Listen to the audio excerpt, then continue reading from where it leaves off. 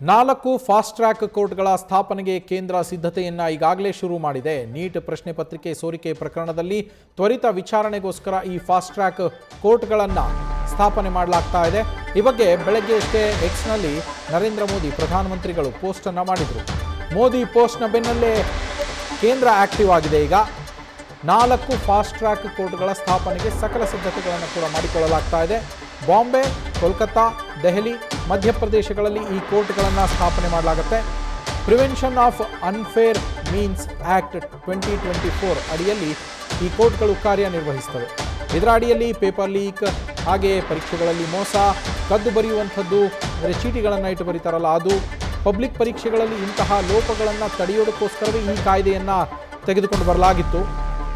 ಇದರ ಅಡಿಯಲ್ಲಿ UPSC, SSC, RRB, IBPS, ಕೇಂದ್ರ ಸರ್ಕಾರದ ನೇಮಕಾತಿಯ ಯಾವುದೇ ಪರೀಕ್ಷೆಗಳಾಗಿರ್ಬೋದು, ಆ ಪರೀಕ್ಷೆಗಳು, NTA ಪರೀಕ್ಷೆಗಳು, ಕೇಂದ್ರದಿಂದ ನಡೆಯುವಂತಹ ಎಲ್ಲ ಪರೀಕ್ಷೆಗಳು ಕೂಡ ಇದರ ಅಡಿಯಲ್ಲಿ ಬರುತ್ತೆ.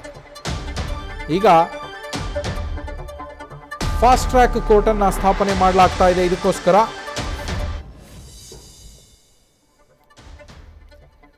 ಎಲ್ಲ ಪರೀಕ್ಷೆಗಳಿಗೂ ಅನ್ವಯ ಆಗೋದ್ರಿಂದ ಫಾಸ್ಟ್ ಟ್ರ್ಯಾಕ್ ಕೋರ್ಟನ್ನು ಸ್ಥಾಪನೆ ಮಾಡಿ ಅದರ ಮೂಲಕ ವಿಚಾರಣೆಯನ್ನು ಮಾಡಲಾಗತ್ತೆ. ನಮ್ಮ ಪ್ರತಿನಿಧಿ ವಿದ್ಯಶ್ರೀ ಫೋನ್ ಸಂಪರ್ಕದಲ್ಲಿದ್ದಾರೆ. ವಿದ್ಯಶ್ರೀ, ಫಾಸ್ಟ್ ಟ್ರ್ಯಾಕ್ ಕೋರ್ಟನ್ನು ಸ್ಥಾಪನೆ ಮಾಡೋ ಬಗ್ಗೆ ಬೆಳಗ್ಗೆಯಷ್ಟೇ ಪ್ರಧಾನಿ ಮೋದಿಯವರು ಭರವಸೆಯನ್ನು ಕೊಟ್ಟಿದ್ದರು. ಈಗಾಗಲೇ ಕೇಂದ್ರ ಆಕ್ಟಿವ್ ಆಗಿದೆ, 4 ಕೋರ್ಟ್ಗಳನ್ನು ಸ್ಥಾಪನೆ ಮಾಡೋದಕ್ಕೂ ಮುಂದಾಗಿದೆ ಅಂತ ಹೇಳಿ. ಈ ಫಾಸ್ಟ್ ಟ್ರ್ಯಾಕ್ ಕೋರ್ಟ್ಗಳು ಅಂದರೆ ಏನು, ಅವು ಯಾವ ರೀತಿಯಲ್ಲಿ ಕಾರ್ಯನಿರ್ವಹಿಸತ್ತೆ? ನವೀನ್, ಫಾಸ್ಟ್ ಟ್ರ್ಯಾಕ್ ಕೋರ್ಟ್ ಅನ್ನೋದು ಹೆಸರೇ ಹೇಳೋ ಹಾಗೆ ವೇಗವಾಗಿ ತ್ವರಿತವಾಗಿ ಪ್ರಕರಣದ ವಿಚಾರಣೆಗಳನ್ನ ನಡೆಸಲಾಗುತ್ತೆ ಅನ್ನೋದಷ್ಟೇ ಇದರ ವಿಶೇಷತೆ. ಈಗ ಭಾರತದಲ್ಲಿ ಅದು 30 ದಿನಗಳ ಒಳಗಾಗಿ ವಿಚಾರಣೆ ನಡೆಸಬೇಕು, ಅಥವಾ 60 ದಿನಗಳ ಒಳಗಾಗಿ, 90 ದಿನಗಳ ಒಳಗಾಗಿ, ಅಥವಾ 6 ತಿಂಗಳ ಒಳಗಾಗಿ ವಿಚಾರಣೆಯನ್ನ ಮುಕ್ತಾಯ ಮಾಡಬೇಕು. ಈ ರೀತಿಯಾದಂತಹ ಸಮಯವನ್ನ ನಿಗದಿಪಡಿಸಿ ಮಾಡುವಂತಹ ವಿಚಾರಣೆ ಏನೂ ಅಲ್ಲ. ಬಟ್ ಕೋರ್ಟ್ ನಿರ್ದೇಶನವನ್ನ ಕೊಡಬಹುದು. ಇಂತಿಷ್ಟು ದಿನಗಳ ಒಳಗಾಗಿ ನೀವು ವಿಚಾರಣೆಯನ್ನ ಮುಕ್ತಾಯಗೊಳಿಸಬೇಕು, ಸಾಕ್ಷಿಗಳನ್ನ ಕಲೆ ಹಾಕಬೇಕು, ಪ್ರಕರಣಕ್ಕೆ ಸಂಬಂಧಪಟ್ಟಂತಹ ಆರೋಪಿಗಳಿಗೆ ಸಂಬಂಧಪಟ್ಟಂತಹ ಮಾಹಿತಿಯನ್ನ ಕಲೆ ಹಾಕಿ ನೀವು ಚಾರ್ಜ್ ಶೀಟ್ ಅನ್ನ ಫೈಲ್ ಮಾಡುವಂತಹ ಕೆಲಸವನ್ನ ಮಾಡಬೇಕು. ಈ ರೀತಿಯಾದಂತಹ ನಿರ್ದೇಶನಗಳನ್ನ ಕೋರ್ಟ್ ಕೊಡೋದಕ್ಕೆ ಅವಕಾಶ ಇದೆ. ಅದನ್ನ ಹೊರತುಪಡಿಸಿದಂತೆ ಇಂತಿಷ್ಟೇ ಸಮಯದಲ್ಲಿ ನೀವು ಇದನ್ನ ಮುಕ್ತಾಯ ಮಾಡಬೇಕು ಅನ್ನುವಂತಹ ಟೈಮ್ ಡ್ಯೂರೇಷನ್ ಏನೂ ಇಲ್ಲ. ಸಾಮಾನ್ಯವಾಗಿ ಸಾಕಷ್ಟು ಸೆನ್ಸಿಟಿವ್ ಕೇಸ್ಗಳಿಗೆ ಸಂಬಂಧಪಟ್ಟ ಹಾಗೆ ಈ ರೀತಿಯಾದಂತಹ ಒಂದು ಸೂಚನೆಯನ್ನ ಫಾಸ್ಟ್ ಟ್ರ್ಯಾಕ್ ಕೋರ್ಟ್ಗಳಲ್ಲಿ ವಿಚಾರಣೆಯನ್ನ ಮಾಡಲಾಗುತ್ತೆ.